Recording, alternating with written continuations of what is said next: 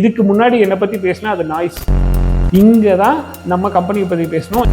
அப்போ இந்த 2 ஸ்டேஜுக்கு மார்க்கெட்டிங் பண்ணிட்டோம்னா 3வது ஸ்டேஜுக்கு அவங்கள வாடிக்கையாளரை பற்றி பேசினா மட்டும்தான்.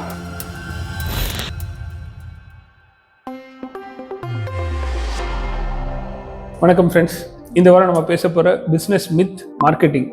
நம்மக்கிட்ட இருக்கிற ஃபீச்சர்ஸ், நம்மக்கிட்ட இருக்க பெனிஃபிட்ஸ், இதை தான் மார்க்கெட்டிங் பண்ணணும், இதை தான் ப்ரமோஷன் பண்ணணும் அப்படின்னு நினச்சிட்டு இருக்கோம் இல்லையா? இது மிகப்பெரிய மித்.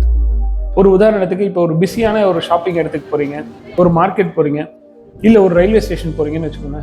ஏகப்பட்ட நாய்ஸ் இருக்குது. கச்ச கச்ச கச்ச நாய்ஸ் கேட்கும்போது அந்த கூட்டத்திலையும் கண்ணன் அப்படின்னு என் பேர் சொல்லி கேட்டால் என்னால் திரும்ப முடியுது. அதே மாதிரி உங்கள் பேர் சொல்லி கூப்பிடும்போது அவ்வளோ கூட்டத்திலையும் நம்மளால் திரும்பி பார்க்க முடியுது. இதுலேருந்து என்ன தெரியுதுன்னு பாருங்களேன். அவ்வளோ நாய்ஸ்லையும் நமக்கு பிடிச்ச இல்லை நமக்கு பரிச்சயமான விஷயங்களை பேசும்போது நம்ம கவனம் அதை நோக்கி திரும்புது. அதே மாதிரி ஒரு கூட்டத்தில் நடந்து போயிட்டு இருக்கோம் அப்படின்னா நமக்கு பிடிச்ச மியூசிக் எங்கே கேட்டாலும், எவ்வளோ மைன்யூட்டாக கேட்டாலும் கொஞ்சம் கவனம் செலுத்தி அந்த மியூசிக் கேட்கணும் இல்லையா? இதுதாங்க மார்க்கெட்டிங். அப்போ நம்ம வாடிக்கையாளரை சுற்றி நிறைய பேர் ஆஃபர் கொடுக்குறாங்க, நிறைய ஃபீச்சர்ஸ் பற்றி சொல்கிறாங்க, இது அப்படி இருக்கும், அது அப்படி இருக்கும், நிறைய பேசுகிறாங்க.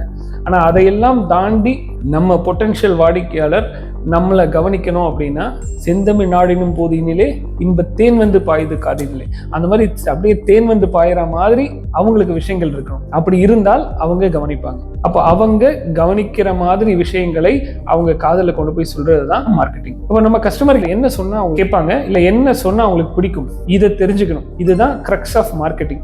எதை பத்தி பேச போறோம்னு முதல்ல தெளிவு இருக்கணும். வாடிக்கையாளர் கேட்க விரும்புவதை சொல்வதுதான் மார்க்கெட்டிங்கே தவிர நம்ம கிட்ட இருக்கிறதெல்லாம் சொல்றதுக்கு பேர் மார்க்கெட்டிங் கிடையாது. அதுக்கு பேர் நாய்ஸ். வாடிக்கையாளர் கேட்க விரும்புவதை நம்ம எப்படி தெரிஞ்சுக்கலாம் அப்படின்னு பாருங்களேன்.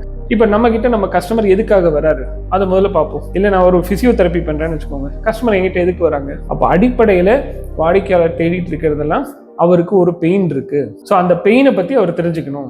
இது முதல் ஸ்டேஜ். அப்போ அவரோட பெயினை பத்தி பேசினா உடனடியா உங்களுக்கு 10 நாட்களாக முட்டி வலி இருக்கிறதா அப்படின்னு பேசினா அந்த பெயின், ஆமா எனக்கு முட்டி வலி இருக்குல்ல, யாரோ என்னை பத்தி பேசுறாங்க, டக்குன்னு திரும்பி பார்ப்பாங்க. எஸ், அது ஒரு மார்க்கெட்டிங். அடுத்த ஸ்டேஜ், பெயினை பத்தி பேசியாச்சு, அவங்களுக்கு அடுத்து என்ன வேணும்? ஒரு சொல்யூஷன் வேணும். முட்டி வலிக்கு என்ன சொல்யூஷன் கொடுக்கலாம், இதை பத்தி பேசினா கவனிப்பாங்க. இது செகண்ட் ஸ்டேஜ். 3வது ஸ்டேஜ் என்ன அப்படின்னா, முடிவு பண்ணிட்டாங்க பிசியோதெரப்பி தாங்க, எந்த பாதிப்பும் இல்லை, சைட் எஃபெக்டும் இல்லை அப்படின்னு அவங்களை முடிவு பண்ண தூண்டிட்டோம் அப்படின்னா 3வது ஸ்டேஜ், பெஸ்ட் பிசியோதெரபிஸ்ட் யார் இருக்காங்க, இங்கே தான் நம்ம கம்பெனியை பற்றி பேசணும், இங்கே தான் ஆஸ் அ பிசியோதெரபிஸ்ட் என்னை பற்றி பேசணும். இதுக்கு முன்னாடி என்னை பற்றி பேசினா அது நாய்ஸ். அப்போ இந்த 2 ஸ்டேஜுக்கு மார்க்கெட்டிங் பண்ணிட்டோம்னா 3வது ஸ்டேஜுக்கு அவங்கள ஆட்டோமேட்டிக்காக கொண்டு வந்துடலாம். அப்போ நம்ம கஸ்டமர் ரிவ்யூஸ், இந்த இடத்துல தான் நம்மளோட ஸ்பெஷாலிட்டி, நம்மளோட ஃபீச்சர்ஸ் பேசும்போது அந்த மார்க்கெட்டிங் ஓரளவு லாஜிக்காக இருக்கு. அப்போ முதல் கட்டத்தில் வாடிக்கையாளரை பற்றி பேசினா மட்டும்தான் அவங்க கவனிப்பாங்க. அதுதான் மார்க்கெட்டிங். அவர்கள் கேட்க விரும்புவது அவங்களோட பெயின், அதுக்கான சொல்யூஷன். இதை பற்றி மட்டும் பேசுவோமா?